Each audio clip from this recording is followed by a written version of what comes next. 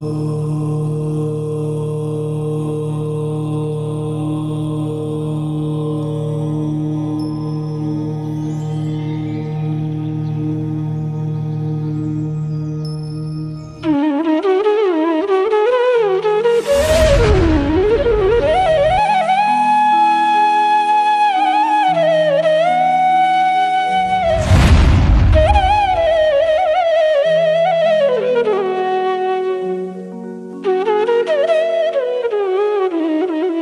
लिए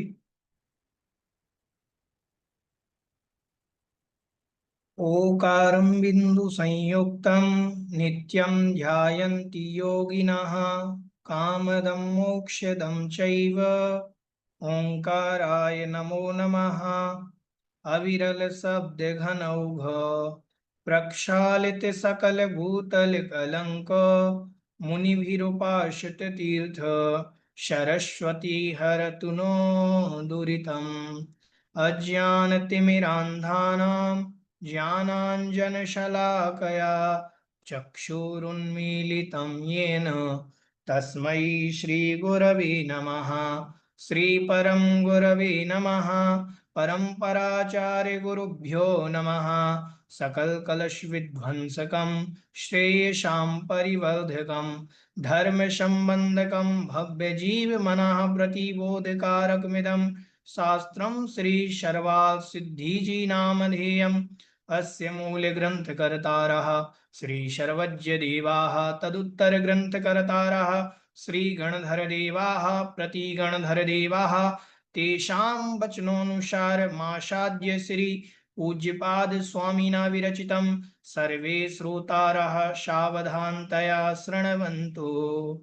मंगलम भगवान वीरो मंगलम गौतमो गणी मंगलम कुंद कुंदार्यो जैन धर्मोस्तु मंगलम सर्वमंगल मांगल्यम सर्वकल्याणकारकम प्रधानम सर्वधर्माणां जैनम जयतु शासनम्। मोक्षमार्गस्य नेतारं भेत्तारं कर्मभूभृतां ज्ञातारं विश्वतत्त्वानां वन्दे तद्गुणलब्धये। बोलिए देवाधिदेव महातिशयकारी बड़े बाबा श्री आदिनाथ भगवान की जय। जगत कल्याणी द्वादशांग जिनवाणी माता की जय। संत शिरोमणि आचार्य गुरुदेव श्री विद्यासागर जी महाराज की जय। परम पूज्य निर्यापक श्रमण मुनि पुंगव श्री सुधा सागर जी महाराज की जय। अढ़ाई द्वीपस्थ समस्त महामुनिराजों की जय। शर्वाल सिद्धि जी ग्रंथराज की जय।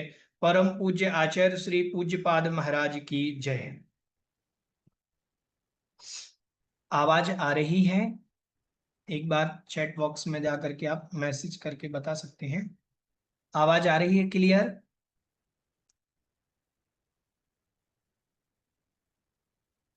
चलिए देखिए, आप सभी पंचम वर्ष में आ गए हैं। आपका स्वागत, अभिनंदन। 4 वर्ष आपने जिनवाणी का अध्ययन किया है और 4 वर्ष तक बहुत सारे ग्रंथों का आप स्वाध्याय करके आए हैं और अब थोड़ा सा लेवल बढ़ गया है। जैसे आपने कभी देखा होगा बचपन में 5वीं क्लास बोर्ड होती थी, जब हम लोग पढ़ते थे तो 5वीं क्लास बोर्ड थी, तो पंचम वर्ष आप ये मान करके चलिए आपकी भी बोर्ड क्लास ही है, क्योंकि इसमें सरवाल सिद्धि जी जैसा ग्रंथ है, आपको पढ़ने का अवसर मिल रहा है। ये जो ग्रंथ है सरवाल सिद्धि जी, ये आचार्य पूज्यपाद भगवान का एक बहुत अच्छा ग्रंथ है और लाक्षणिक ग्रंथ है। लाक्षणिक ग्रंथ का तात्पर्य क्या होता है? जिसमें लक्षण बताया जाए। क्या बताया जाए? लक्षण। तो जिसमें लक्षण बताया जाए वो लाक्षणिक ग्रंथ कहलाता है। किसी की परिभाषा, मतलब इसमें अगर पूरे जैन दर्शन के साहित्य में किसी भी वस्तु की, किसी भी धर्म की या किसी भी क्रिया की परिभाषा आपको ढूंढनी हो तो सबसे अच्छी परिभाषा अगर किसी ग्रंथ में मिलेगी तो वो मिलेगी आपको सरवाल सिद्धि जी में। तो ये सरवाल सिद्धि जी एक लाक्षणिक ग्रंथ है जिसमें डेफिनेशन बिल्कुल सही एवं सटीक मिलेंगी। अब थोड़ा सा अपन जानेंगे कि सरवाल सिद्धि जी आपके पंचम वर्ष में है और आलाप पद्धति प्रमाण अधिकार तक, आलाप पद्धति न्याय का ग्रंथ है। न्याय में प्रवेश के लिए आलाप पद्धति जो ग्रंथ है ये न्याय का ग्रंथ है। इसमें प्रमाण आप जानेंगे, प्रमाण अधिकार तक जो विषय जानेंगे कि द्रव्य क्या है, वस्तुत्व क्या है, कैसे सामान्य गुण होते हैं, क्या विशेष गुण होते हैं। न्याय का जो प्रवेश द्वार है ये मान करके चलिए, जैसे एक आलाप पद्धति है तो उसमें भी आपका आधा जो प्रमाण अधिकार तक है ये विषय आपके पंचम वर्ष में रहेगा। फिर उसके बाद आपका विषय रहेगा पद्म पुराण जी भाग एक। पद्म पुराण जी भाग एक जो रहेगा, इसमें पद्म पुराण जी का आपके पास ग्रंथ जो होगा उसमें से हिंदी हिंदी आपको पढ़नी है। फिर भी अपने जैसे ये ग्रंथ पूर्ण हो जाएंगे तो उसके बाद भी अपन पहले सरवाल सिद्धि पढ़ाई जाएगी आपको, उसके बाद आलाप पद्धति, और आलाप पद्धति जैसे ही पूर्ण होगी तो आलाप पद्धति के पश्चात आपको यहाँ पर पद्म पुराण भाग एक के नोट्स के माध्यम से कुछ संक्षिप्त में विशेष चीजें समझाई जाएंगी। फिर जिनवाणी सुधा सागर भाग एक, परम पूज्य निर्यापक श्रवण मुनिपुंग सुधा सागर जी महाराज, जिनके परम आशीर्वाद से और जिनकी पावन अनुकंपा से द्वादश वर्षीय पाठ्यक्रम का ये उपक्रम चालू हुआ है, तो अपन तो उनको बहुत बार बार स्मरण करते हैं पूज्य गुरुदेव को कि जिनने इस प्रकार से उपक्रम चला दिया कि हम घर बैठे जिनवाणी का रसास्वादन कर पा रहे हैं। ये पूज्य गुरुदेव की अनुकंपा का ही फल है। तो ये हम सब कर पा रहे हैं तो ये पूज्य गुरुदेव के कारण ही कर पा रहे हैं। तो पूज्य गुरुदेव के जो प्रवचनों का एक संकलन हुआ है, एक पूज्य मुनि पुंगव श्री सुधा सागर जी महाराज के जो प्रवचन हैं इतने मार्मिक और उनके जीवन की जो गहराइयां, जिन्होंने समय साल जी जैसे ग्रंथराज को जिया है, और जब ऐसे साधक के मुख से जो वाणी निकलती है वो भगवान की वाणी को किस प्रकार से प्रतिपादन करते हैं, तो वो जिनवाणी सुधा सागर भाग एक, ये चार ग्रंथ आपके जो हैं इस पंचम वर्ष में, सिद्धांत विशारद नाम के वर्ष में, सिद्धांत विशारद भाग दो, इस पंचम वर्ष में आपके यह सिलेबस आपका रहेगा। आपको बहुत अच्छे से अध्ययन करना है। थोड़ा सा मेहनत इस बार जरूर होगी क्योंकि सरवाल सिद्धि जी ग्रंथ पढ़ रहे हैं। तो अभी तक तो आपने तत्वाल सूत्र पढ़ा है, इस साल उसकी टीका पढ़नी है। टीका का मतलब होता है, जैसे अपन कहते हैं ना कि टीका टिप्पणी करना, किसी की बात पर और कोई बात बढ़ाना तो वो टीका टिप्पणी हो जाती है। तो ऐसे ही आचार्य उमा स्वामी महाराज ने जो तत्वाल सूत्र लिखा था, उस तत्वाल सूत्र पर टीका, उस पर विशेष विस्तार पूज्यपाद महाराज ने किया है। तो वो सरवाल सिद्धि जी ग्रंथराज अपन पढ़ने जा रहे हैं। ये आपके पंचम वर्ष का सिलेबस सरवाल सिद्धि जी अपन प्रारंभ करेंगे। आप सभी के पास जिनवाणी है, हाँ ग्रंथ होगा। तो इसमें बहुत सारी प्रस्तावना दी हुई है वैसे, तो वो अगर आप आवश्यक नहीं है उतनी प्रस्तावना पढ़ने की, लेकिन थोड़ी बहुत प्रस्तावना अपन विषय देखेंगे कि इसमें क्या क्या विषय है, क्या वर्णन इसमें आएगा, थोड़ा सा अपन इसमें प्रकाश डालेंगे इस पर। और आप थोड़ा ध्यान रखेंगे, आप अपने साथ जिनवाणी रखें, जिनवाणी के साथ एक पेंसिल और इरेजर और एक कॉपी और पेन, ताकि आपको कोई डेफिनेशन का हम आपको टिक कराएं कि आप ये वाली डेफिनेशन जो है उसको देख लीजिए। तो वो आप डेफिनेशन को टिक कर लीजिएगा ताकि आपको याद करने में सहायता मिल सके। हाँ, जिनके सूतक चल रहा है वो जिनवाणी सुन सकते हैं आप मोबाइल से। आप बैठ जाइए विनय पूर्वक, गद्दे पर नहीं बैठना है, ऐसे स्थान पर बैठिए, गद्दे पर नहीं बैठना है। गद्दे आदि पर बैठ करके स्वाध्याय नहीं किया जाता है। आप एक स्थान बना लीजिए, उस स्थान पर बड़े सुखासन से बैठ करके जिनवाणी का स्वाध्याय करना है। अगर आपके कमर में दर्द है, घुटने में दर्द है, तो आप कुर्सी का सहारा लेकर के कुर्सी पर बैठ करके भी स्वाध्याय कर सकते हैं, कोई आपत्ति नहीं है। लेकिन ऐसा नहीं हो कि वह अशुद्ध स्थान पर हो, उसका अपन को थोड़ा सा ध्यान रखना है। जिनवाणी को पढ़ते समय अपन को यह भी ध्यान रखना है कि अपना जूठा मुख ना हो। फिर ध्यान रखना है कि अपन हाथ धो करके आए हों। जिनवाणी पढ़ते समय अपन गृहस्थ के कार्यों में इधर उधर लगे रहते हैं, फिर जिनवाणी के जब पढ़ने के लिए अपन बैठे हैं तो अपन के हाथ धुले हुए हों। इस प्रकार से थोड़ी छोटी छोटी बातें होती हैं जिनसे जिनवाणी की अभिनय हो जाती है। तो अपन को उसको भी थोड़ा सा ध्यान में रखना है। अब थोड़ा सा अपन इस विषय को देखते हैं। आप प्रस्तावना निकालिएगा। प्रस्तावना में आप पेज नंबर निकालिए 77। प्रस्तावना का पेज नंबर 77।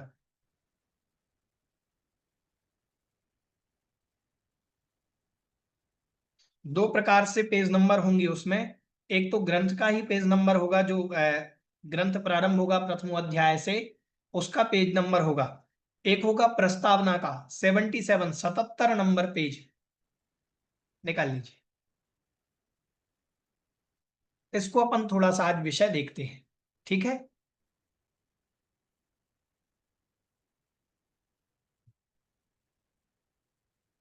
ये जो आपकी कक्षा है, श्री दिगंबर जैन श्रमण संस्कृति संस्थान सांगानेर से सीधा संचालित हो रही है।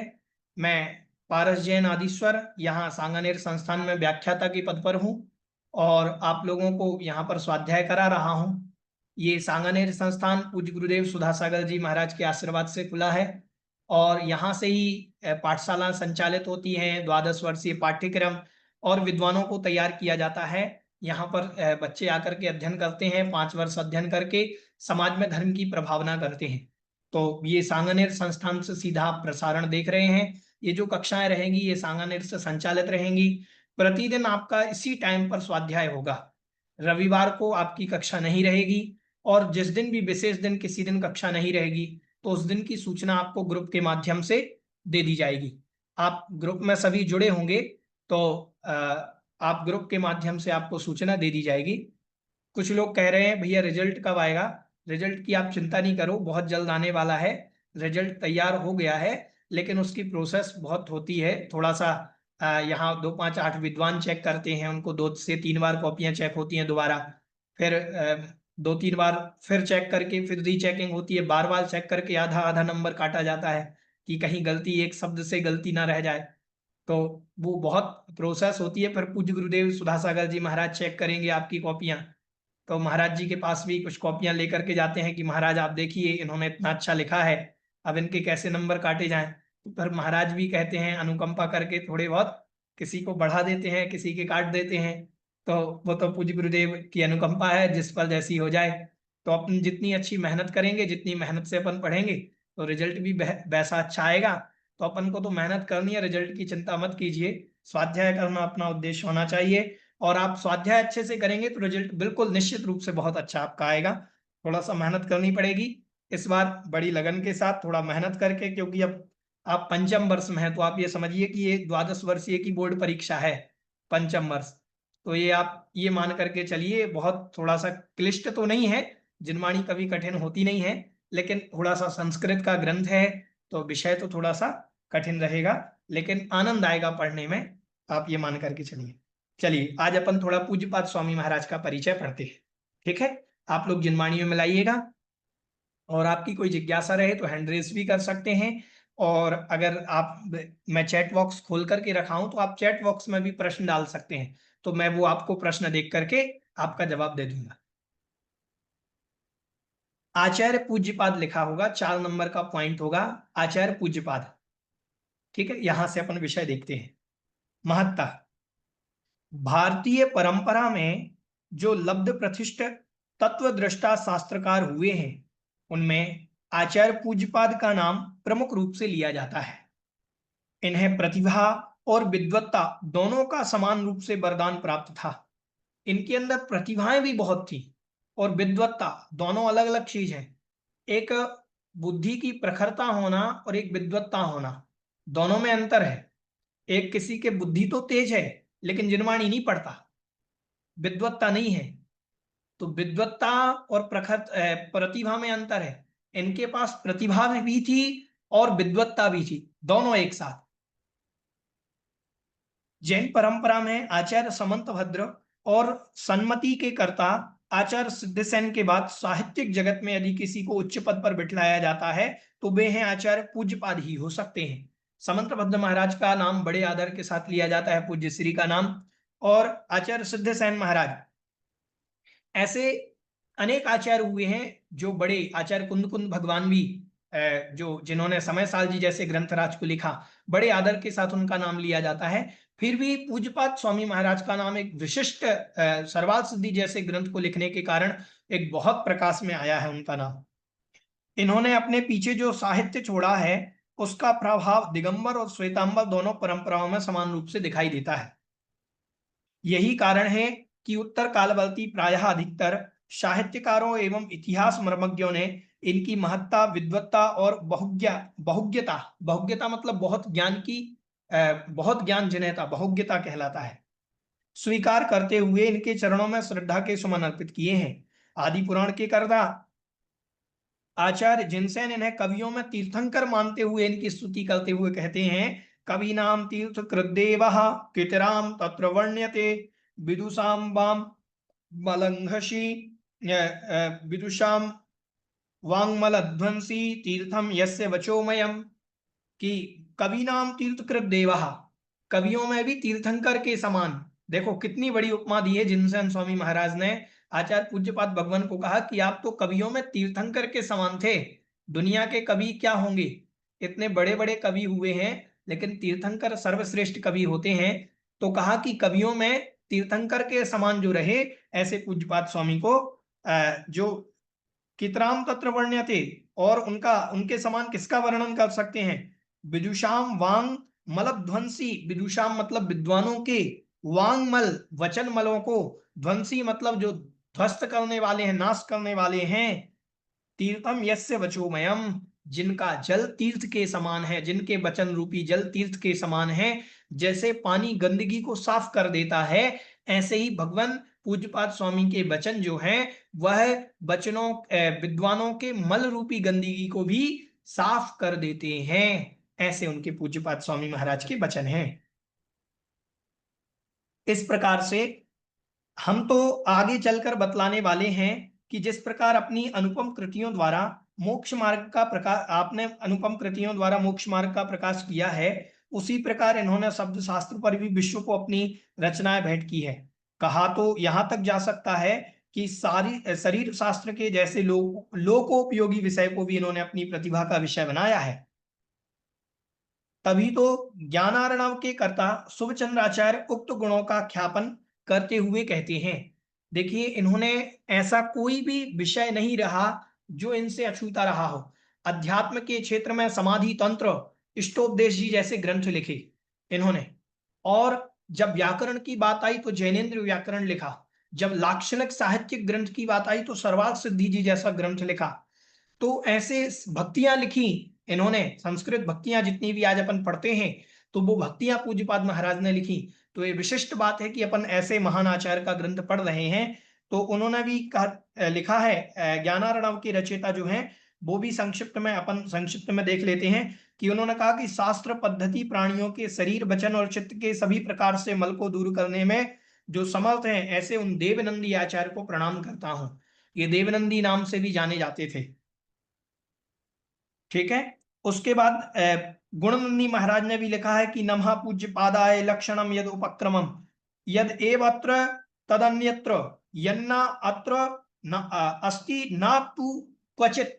कह रहे हैं कि नमः पूज्य पादाय, नमः श्री पूज्य पादाय, पूज्यपाद स्वामी के लिए नमस्कार हो। लक्षणम यद उपक्रमम, जिन्होंने लक्षणों की जो उपक्रम रखा है, लक्षणों को जो लिखा है, उनका जो क्रम चलाया है, बहुत अच्छा किया है। यत एव अत्र, यत मतलब जो, एव मतलब ही, अत्र मतलब यहां पर, तद अन्यत्र वह अन्यत्र नहीं है, मतलब जो यहां पर है वह अन्यत्र है। और यतना अत्र, यत मतलब जो, ना अत्र जो इस ग्रंथ में नहीं है, ना तू क्वचित वह अन्यत्र भी नहीं है, मतलब जो विषय इस ग्रंथ में है वो दुनिया में है, जो यहां नहीं है वो दुनिया में कहीं नहीं है, ऐसा उन्होंने कह दिया। पूज्य गुणनंदी महाराज ने इनके विषय में कहा। इनके नाम के उल्लेख के बारे में, इनके नाम जो आते हैं, जिनेन्द्र बुद्धि एक नाम आता है। इनका जो बचपन का नाम रहा वो देवनंदी रहा, ऐसा कहते हैं। ये ब्राह्मण कुल के थे। संक्षिप्त में थोड़ा सा पढ़ लेते हैं इनको, आप देखते जाइए। इसमें आपको अगर पढ़ना चाहें तो आप स्वयं से पूरा पढ़ सकते हैं इसको, प्रस्तावना को। इनकी जो माता का नाम था, उन माता का नाम तो था श्रीदेवी, पिता का नाम था माधव भट्ट, और इनके बचपन का नाम था देवनंदी। ये किस कुल में पैदा हुए? ये ब्राह्मण कुल में पैदा हुए। कौन से कुल में पैदा हुए? ब्राह्मण कुल में। लेकिन अन्य ग्रंथों को पढ़ने के बाद इन्हें जैन धर्म से बड़े प्रभावित हुए, और जैन धर्म से प्रभावित होकर के इन्होंने दिगंबरी दीक्षा ली। तो आचार्य पूज्यपाद महाराज जो हैं, ये वास्तविकता में ब्राह्मण कुल से थे, लेकिन जैन धर्म के प्रभाव के कारण इन्होंने जैन धर्म को ही अपनाया और उसी का इन्होंने अनुसरण किया। जीवन परिचय में इनके लिखा हुआ है, आप देखिएगा पेज नंबर 79 में, चौथा पॉइंट लास्ट में दिया हुआ है, लास्ट लाइन। जीवन परिचय, आचार्य पूज्यपाद कौन थे, उनके माता पिता का क्या नाम था, वे किस कुल में जन्मे थे, इन सब बातों का परिचय श्रीमान पंडित नाथूराम जी प्रेमी ने देवनंदी और उनका जैनेन्द्र व्याकरण लेख में दिया है। उन्होंने यह परिचय कन्नड़ी भाषा में लिखे गए पूज्यपाद चरित्र के आधार से लिखा है। इसके लेखक चंद्रीय कवि थे। श्रीमान पंडित जुगल किशोर जी मुख्तियार के लेख से भी यह विदित होता है कि उनका यह जीवन चरित्र राजवली कथे में भी दिया हुआ है, किंतु इन दोनों में कहां तक साम्य और वैषम्य है, यह इससे विदित नहीं होता। प्रेम जी के शब्दों में कहा, कथा संक्षिप्त में इस प्रकार है। अब जो नाथूलाल जी जो हुए हैं, नाथूराम जी प्रेमी, तो उन्होंने जो पंडित नाथूराम है, जो आप विनय पाठ पढ़ते हैं उसमें अंतिम लाइन आती है, तो उन्हीं के द्वारा जो लिखा गया परिचय है, उन्होंने लिखा है, कर्नाटक देश के कोले नामक ग्राम में माधव भट्ट नामक ब्राह्मण और श्रीदेवी ब्राह्मणी से पूज्यपाद का जन्म हुआ। ज्योतिषियों ने बालक को त्रिलोक पूज्य बतलाया। ज्योतिषियों ने क्या कहा? ये तीनों लोकों में पूज्य होगा, इस कारण इनका नाम पूज्यपाद रखा गया। माधव भट्ट ने अपनी स्त्री के कहने से जैन धर्म स्वीकार कर लिया। माधव भट्ट जो थे, उन्होंने अपनी पत्नी श्रीदेवी के कहने से क्या स्वीकार कर लिया? जैन धर्म स्वीकार कर लिया, क्योंकि थे तो ब्राह्मण कुल के। भट्टिनी के साले का नाम पाणनी था। भट्टिनी मतलब माधव भट्ट की जो पत्नी थी। तो जो भट्टिनी के साले का नाम पाणनी था, उसे भी उन्होंने जैन बनने को कहा, परंतु प्रतिष्ठा के ख्याल से वह जैन ना होकर मुंडी कुंड ग्राम में वैष्णव सन्यासी हो गया। जो आचार्य पूज्यपाद स्वामी महाराज थे, उनके मामा हुए पाणिनि। क्या हुए? मामा। संस्कृत व्याकरण में, संस्कृत जगत में पाणिनि जी का नाम बड़े आदर के साथ लिया जाता है, और पाणिनि जी की व्याकरण जो है संस्कृत जगत में सबसे प्रमाणिक और सबसे विश्वसनीय व्याकरण मानी जाती है। तो पाणिनि जी जो हुए हैं, वो आचार्य पूज्यपाद स्वामी महाराज के मामा लगते थे, ऐसा यहां पर वर्णन आया है। पूज्यपाद की कमलनी नामक छोटी बहन हुई, वह गुणभट्ट को ब्याही गई, और गुणभट्ट को उससे नागार्जुन नाम का पुत्र हुआ। पूज्यपाद ने एक बगीचे में एक सांप के मुंह में फंसे हुए मेंढक को देखा, इससे उन्हें वैराग्य हो गया और वे जैन साधु बन गए। उनके वैराग्य का कारण क्या था? पूज्यपाद स्वामी के सर्प के मुख में फंसा हुआ मेंढक उनके वैराग्य का कारण था। पाणिनि अपना व्याकरण रच रहे थे, वह पूरा ना हो पाया कि उन्होंने अपना मरण काल निकट जानकर पूज्यपाद से कहा कि तुम इसे पूरा कर दो। उन्होंने पूरा करना स्वीकार कर लिया। पाणिनि दुर्ध्यानवश मरकर सर्प हुए। एक बार उन्होंने पूज्यपाद को देखकर फुदकार किया। इस पर पूज्यपाद ने कहा, विश्वास रखो, मैं तुम्हारे व्याकरण को पूरा कर दूंगा। इसके बाद उन्होंने पाणिनि व्याकरण को पूरा कर दिया। मतलब पाणिनि जी की व्याकरण अधूरी रह गई थी, तो पूज्यपाद स्वामी महाराज ने उसको पूरा किया था। इसके पहले वे जैनेन्द्र व्याकरण, अहरत प्रतिष्ठा लक्षण और वैद्यक ज्योतिष के कई ग्रंथ रच चुके थे। उन्होंने पूज्यपाद स्वामी महाराज ने जैनेन्द्र व्याकरण भी पहले लिख ली थी, अर्हित प्रतिष्ठा लक्षण लिख लिए थे, ये ग्रंथ लिख लिया था, और वैद्यक ज्योतिष शास्त्र भी बहुत सारे उन्होंने लिख लिए थे। गुणभट्ट के मर जाने से नागार्जुन अतिशय दरिद्री हो गया। गुणभट्ट कौन थे? गुणभट्ट हुए अपने पूज्यपाद स्वामी के बहनोई, उनकी छोटी बहन के पति थे गुणभट्ट। ठीक है। तो जो यहां पर आया, नागार्जुन, नागार्जुन हुए पाणिनि जी के भांजे।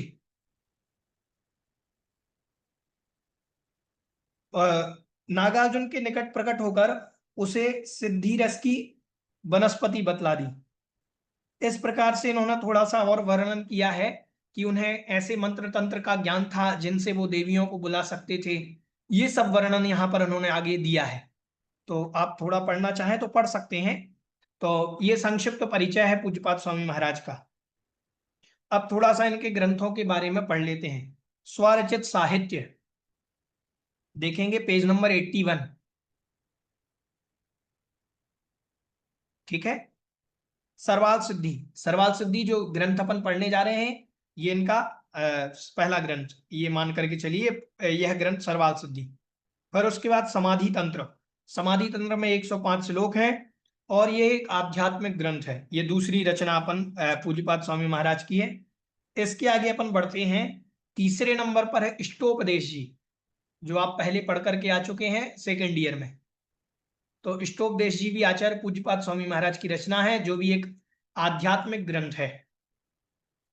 इसके बाद इनका एक चौथा जो है वह है भक्तियां, 10 भक्तियां। जो अपन भक्तियां पढ़ते हैं, अरिहंत भक्ति, वो सिद्ध भक्ति, आचार्य भक्ति, नंदीश्वर भक्ति इत्यादि जो भक्तियां पढ़ते हैं, वो भी आचार्य पूज्यपाद स्वामी महाराज के द्वारा लिखी गई हैं।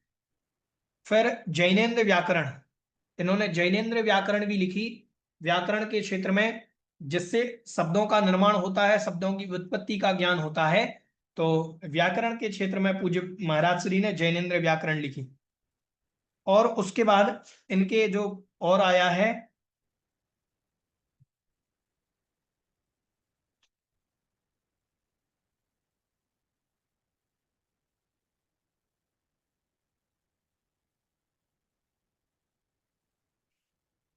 शांति अष्टक। शांति अष्टक आपने नाम सुना होगा। शांति अष्टक कहते हैं कि एक बार पूज्यपाद स्वामी महाराज के गगन विहार करते समय आंखों की रोशनी चली गई थी। अब आंखों की रोशनी चली जाने के बाद महाराज विहार तो कर नहीं सकते, तो वो उसी स्थान पर ठहर गए और उन्होंने शांतिनाथ भगवान का स्मरण किया।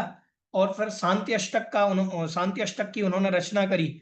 और शांति अष्टक की रचना करने के उपरांत उनकी कहते हैं कि आंखों की जो ज्योति है वो वापस आ गई। तो इस प्रकार से पूज्यपाद स्वामी महाराज ने शांति अष्टक की रचना करी। उसमें जो पहली लाइन आती है, ना स्नेहा शरणम प्रयांति भगवन पादद्वयम ते प्रजा हेतुस्तत्र विचित्र काव्य रचना। तो इस प्रकार से उन्होंने महाराज ने शांति अष्टक भी लिखा। एक सार संग्रह नाम का ग्रंथ भी उन्होंने लिखा। एक चिकित्सा शास्त्र भी लिखा। और एक जैनाभिषेक, जैनाभिषेक मतलब जिनेन्द्र भगवान की अभिषेक विधि भी इनके द्वारा लिखी गई। ये सब कुछ ग्रंथ हैं जो आचार्य पूज्यपाद महाराज के द्वारा लिखे गए। अब ये जो है नंदी संघ की परंपरा के आचार्य थे। इसमें संघ की परंपरा भी दी हुई है, तो वो भी आप विषय पढ़ सकते हैं। तो ये संक्षिप्त परिचय लगभग सरवाल सिद्धि जी ग्रंथ के जो आचार्य महाराज हैं उनका परिचय हुआ। अब सरवाल सिद्धि जी में अपन जो पढ़ेंगे विषय, पहले अध्याय से लेकर के पंचम अध्याय तक आपके इस वर्ष रहेगा कोर्स में, जिसमें पांचवा शायद पहले अध्याय का 8वां सूत्र नहीं है। 8वां सूत्र जो है वह कोर्स में आपके नहीं है, बाकी के सारे सूत्र हैं। क्योंकि वो जो सूत्र है 8वां सूत्र, उसमें कर्णानुयोग का विशेष वर्णन है, सत संख्या अनुयोग द्वार का वर्णन है पूरा। तो वो सूत्र को छोड़ करके अन्य पूरा विषय आपके सिलेबस में रहेगा। अब आपके कोई जिज्ञासा हो या इस ग्रंथ से संबंधित आपको कोई बात पूछनी हो तो आप पूछ सकते हैं। कल से अपन ग्रंथ को प्रारंभ करेंगे। हैंड रेस कर सकते हैं किन्हीं की कोई जिज्ञासा हो।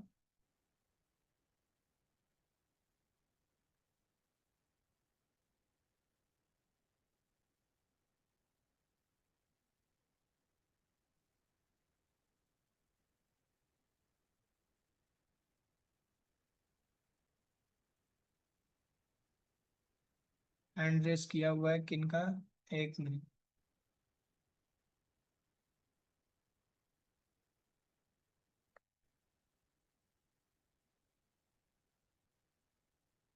हाँ नीना जी, आपको अनम्यूट कर रहे हैं। हाँ जी, आप।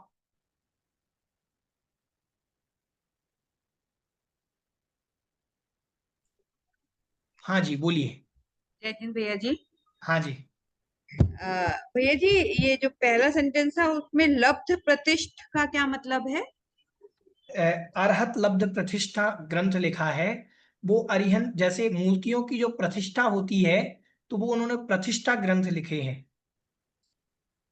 जो मूर्तियों की प्रतिष्ठा, वेदी प्रतिष्ठा जो होती है, उसका वर्णन जो है वो उनके द्वारा लिखा गया एक ग्रंथ है।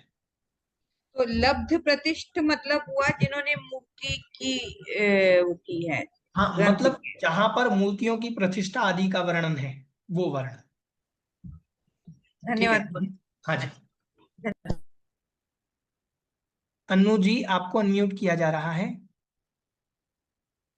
जय जिनेन्द्र भैया जी। हाँ जी, जय जिनेन्द्र। भैया जी हमारे सूतक चल रहा है अभी, तो जिनवाणी को छू नहीं सकते। हाँ हाँ, कोई बात भैया नहीं। जी आप इस स्क्रीन पे शेयर कर दीजिए जी। ऐसे हाँ तो अभी तो समझ में अपन नहीं आएगा आज बिना देखे तो। आज से तो प्रारंभ नहीं करेंगे, कल से अपन प्रारंभ हाँ करेंगे। आज से अपना जो हाँ भैया प्रारंभ जी। हुआ है, कल से अपन एक एक विषय। देखिए आप लोगों को जो विषय है, संस्कृत से पढ़ेंगे अपन, हिंदी से नहीं पढ़ेंगे। हिंदी तो आपको पढ़नी है, वो तो आप घर पे भी पढ़ लेंगे। पहले अपन हम्म, संस्कृत की पंक्ति पढ़ेंगे, फिर उससे हिंदी अर्थ निकालेंगे। फिर हाँ थोड़ा मेहनत करनी पड़ेगी इस बार, थोड़ा आपको लगेगा कि ये कठिन विषय है।